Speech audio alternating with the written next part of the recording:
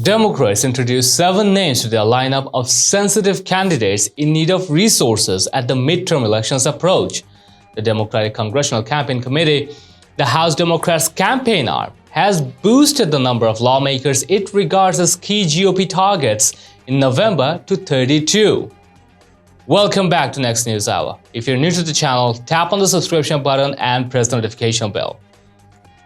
The list, originally published by NBC News, emerges as Democrats confront an overwhelming struggle to maintain their House majority, where they cannot afford to give up more than 4 seats.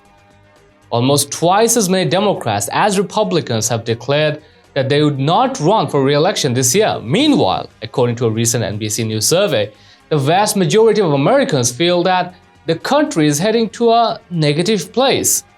DCCC Executive Director Tim Persico said, "The fight for the House is really a district-by-district strategy." And he added, "I understand what the precedent is, but I think these are kind of unprecedented times."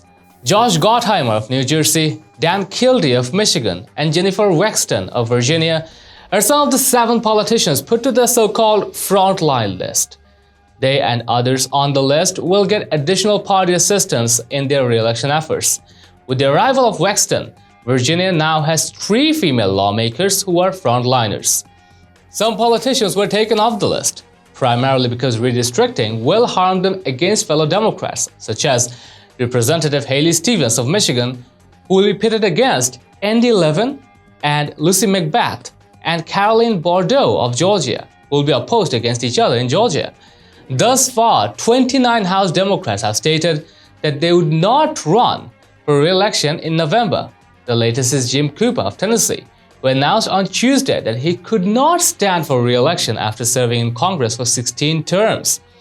As Supreme Court Justice Stephen Breyer prepares to retire, the list of fragile Democrats is being revised. When asked about the implications of Breyer's resignation on the election, Persico said that the focus on the course might draw attention to Republican policies benefiting Democrats at the polls. Nonetheless, any nomination fight over President Joe Biden's candidate might be a double-edged sword.